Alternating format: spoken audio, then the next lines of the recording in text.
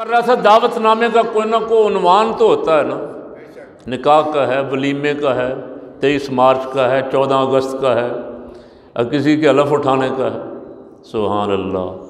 وہ معراج کے دعوت نامے کا عنوان تھا حبیب اللہ تجھے دیکھنا چاہتا ہے،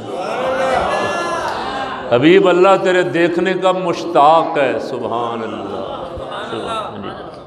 یا رسول اللہ آپ کو بلایا گیا ہے، آپ کا رب آپ کو دیکھنے کا مشتاق ہے۔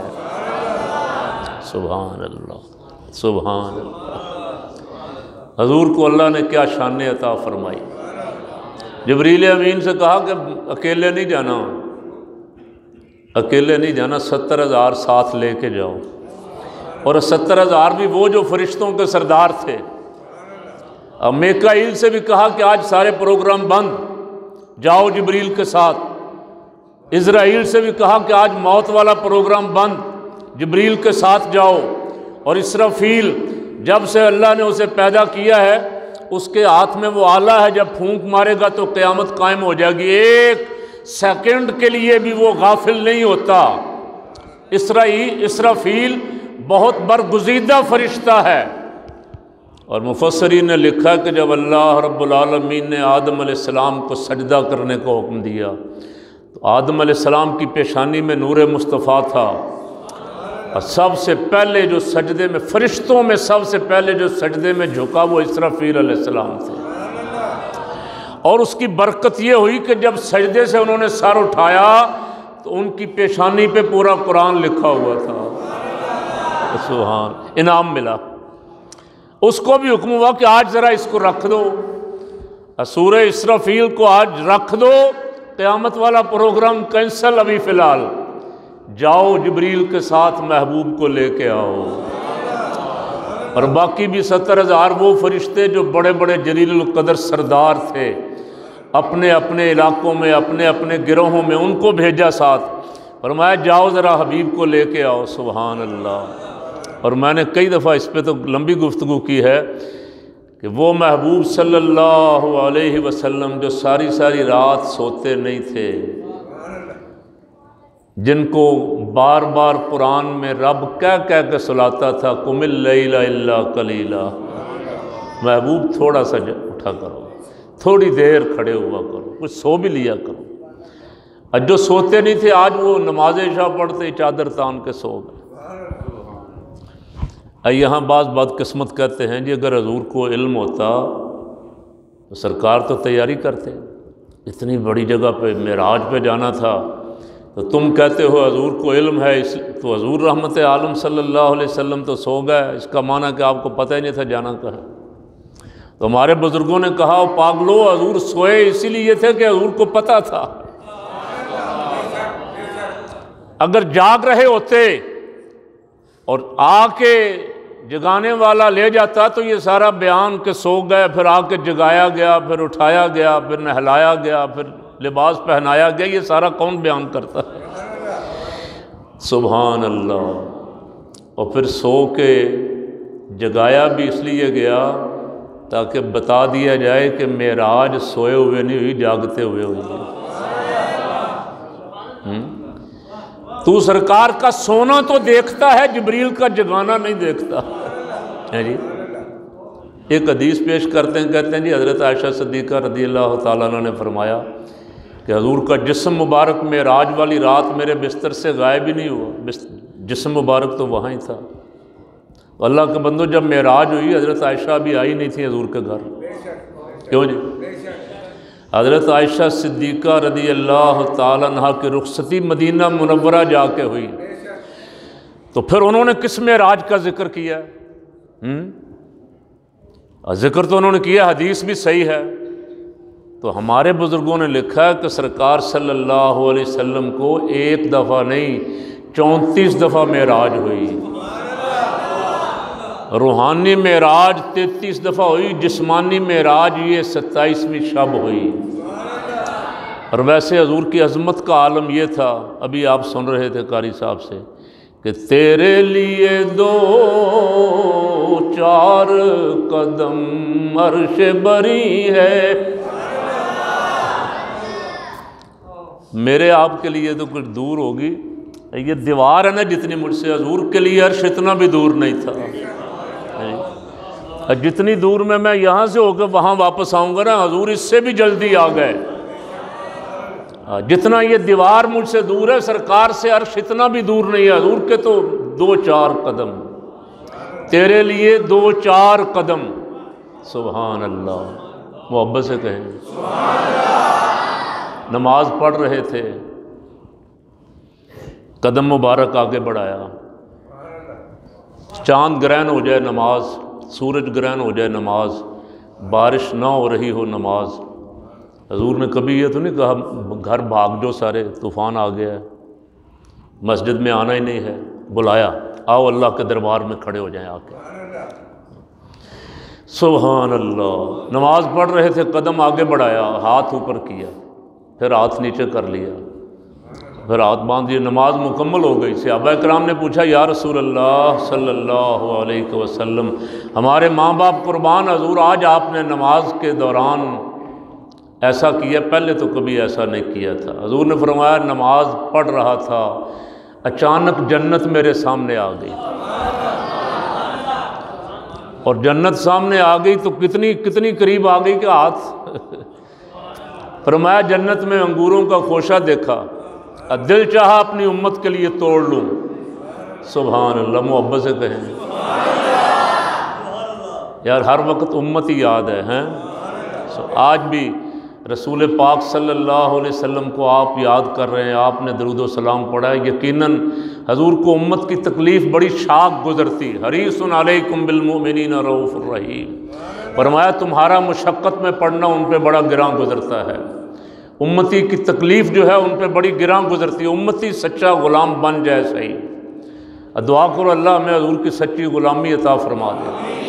سبحان اللہ، فرمایا پہلے ہاتھ آگے بڑھایا تھا توڑنے کے لیے، پھر دل میں خیال آیا کہ جنت کی نعمت ہے، دنیا میں آ گئی تو بے قدری ہو جائے گی۔ کسی نے روکا تو نہیں، کیوں جی؟ حدیث مبارک میں کوئی مضمون مولانا نعیم صاحب آپ نے پڑھا ہو کہ فرشتے نے کہا ہو نہ سرکار ابھی آپ نہیں توڑ سکتے، یہ تو قیامت کے بعد کے لیے ہے، کیوں جی؟ کسی نے کہا ہو کہ آپ یہاں کھڑے ہیں تو آپ جنت تک کیسے پہنچ گئے، کوئی کسی جگہ مضمون۔ اور صحابہ کرام نے رضوان اللہ علیہ مجمعین نے سنا کتنے پکے ایمان والے تھے، اور کسی کے ذہن میں کبھی کوئی شک بھی، دور دور تک خیال بھی، گمان بھی نہیں گزرا یار یہ ہو کیسے سکتا ہے۔ ان کو پتا ہے کہ رب نے کملی والے کو وہ عظمتیں اور وہ طاقت اور قدرت عطا فرمائی ہے کہ حضور زمین پہ کھڑے ہوں، ہاتھ بڑھائیں تو جنت میں پہنچتا ہے۔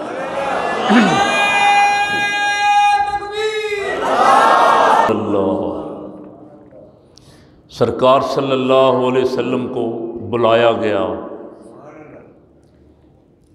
اس سے پہلے خواہش کرنے والوں کو جواب دیا گیا، رب ارنی انظر الیک کہنے والوں کو لن ترانی کہا گیا، اور ادھر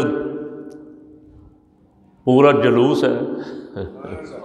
سبحان اللہ، 70,000 فرشتے ساتھ ہیں، جس کا ایک معنی یہ بھی تھا کہ رحمت عالم کی عظمتوں کا جلوس فرشتوں کی سنت ہے۔ حضور کی شان کے لیے، رفعت اور بلندی بیان کرنے کے لیے، ذکر پاک کے لیے نکلو تو بڑی تعداد میں دشمنوں کے دلوں پہ بھی روب بیٹھ جائے۔ سبحان اللہ۔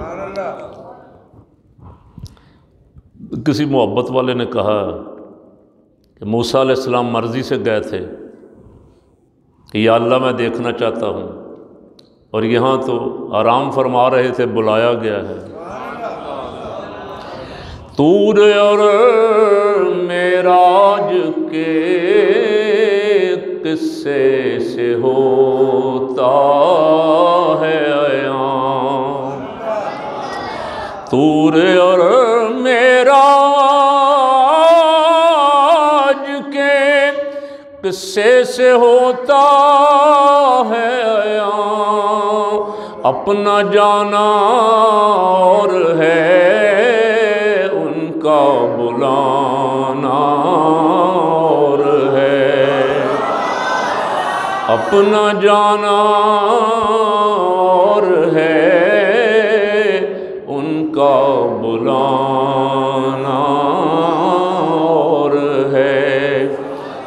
اور زمینی معراج کا پہلا مرحلہ مسجد حرام سے مسجد اقصیٰ تک، حضور دونوں قبلوں کے امام ہیں۔ اب پہلے جتنے نبی آئے کوئی ایک قبلے کا امام، کوئی بیت اللہ شریف کا، کوئی بیت المقدس کا، مسجد اقصیٰ کا۔ رحمت عالم صلی اللہ علیہ وسلم دونوں قبلوں کے امام، سبحان اللہ، اور سارے اماموں کے بھی امام۔ اب معراج حضور کی عظمتیں اور بلندیاں دکھا رہا ہے نا دیکھنے والوں کو، آنکھ کے اندھوں کو بھی آواز دے دے کے کہہ رہا کہ آؤ دیکھو، جسے استاد کہتے ہو وہ دروازے پہ ہاتھ باندھ کے کھڑا ہے جبریل۔ اب بعض کہتے ہیں جبریل استاد تھا حضور کا، جبریل تو وہی لے کے آتا تھا، استاد تو براہ راست خود الرحمن ہے، الرحمن علم القرآن۔ یہاں دروازے پہ ہاتھ باندھ کے کھڑا ہے، اور وہاں مسجد اقصیٰ میں جا کے اذان کہہ رہا۔ مسجد اقصیٰ میں اذان کس نے کہی؟ جبریل امین علیہ السلام۔ کس نے؟ اور پیچھے جتنے کھڑے تھے وہ سب اپنے اپنے امتوں کے امام تھے۔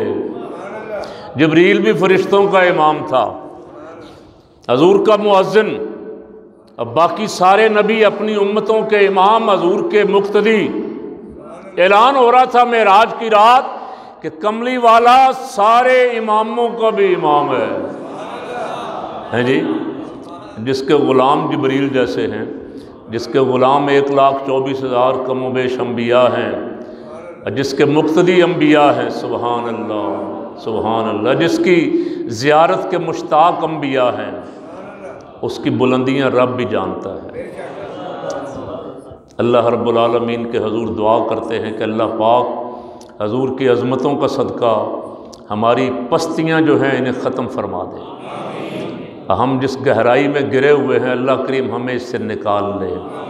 سرکار صلی اللہ علیہ وسلم کو معراج عطا فرما کے ہمیں جو پیغام دیا گیا تھا کہ بلندیاں یہاں ہی ہیں، ساری بلندیاں حضور کے قدموں تک پہنچنے کا نام ہے۔ لوگ اوپر کی طرف بھاگ رہے ہیں، اربوں ڈالر خرچ کر چکے ہیں، حاصل کچھ بھی نہیں ہوا، اور اوپر والا نیچے آ رہا ہے۔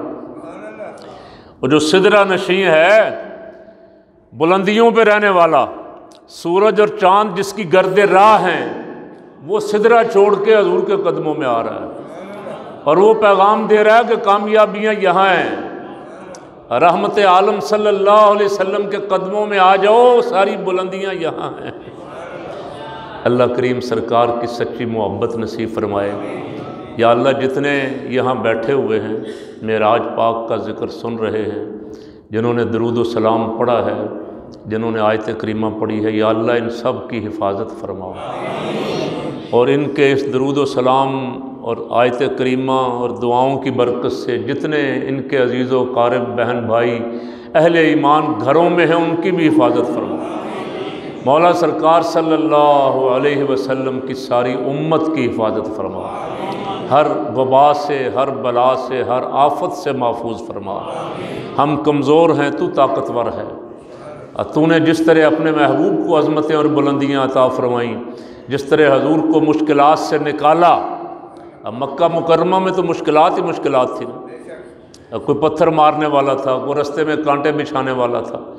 جس طرح مولا محبوب صلی اللہ علیہ وسلم کو اور ان کے غلاموں کو مکے کی مشکلات سے نجات دے کے مدینہ پاک لے گیا، اور پھر فرش سے عرش تک لے گیا، لامکان تک لے گیا، یا اللہ حضور کی امت کو بھی مشکلات سے نکال دے، اس وبا سے نجات عطا فرما دے۔